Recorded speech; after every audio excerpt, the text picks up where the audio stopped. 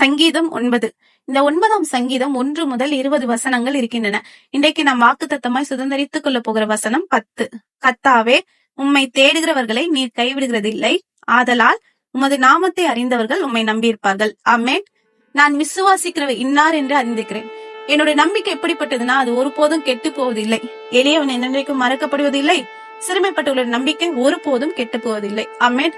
என் நம்பிக்கை முழுவதும் தேவன் மேல இருக்கு. அவரை என் முழு இதயத்தோடு துதிப்பேன். அவருடைய அதிசயங்கள் எல்லாம் விவரிப்பேன். இப்படி நான் அவரை தியானிக்கும் போது, செபிக்கும் போது, அவருடைய பிரசன்னமாகிய சமூகம் எனக்கு ஆறுதலும் இன்பமும் சமாதானம் தளிக்கும்.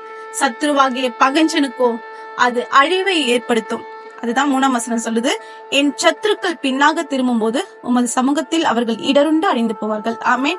இப்படிப்பட்ட சத்ருவின் கிரியைகள் அழிக்கப்பட்டு நாம் ஆசீர்வதிக்கப்படும் போது சீயோனில் வாசமா இருக்கிற கர்த்தரை கீர்த்தனம் பண்ணி அவர் செய்கைகளை ஜனங்களுக்குள்ளே அறிவியுங்கள். நம்மளுடைய வேலை விடுதலையாக்கப்பட்டு தேவனுடைய நன்மையை பார்த்த நாம், தேவனுடைய நன்மையை ருசித்த நாம் அவரை கீர்த்தனம் பண்ணி அவருடைய செய்கைகளை ஜனங்களுக்குள்ளே அறிவிக்கணும்.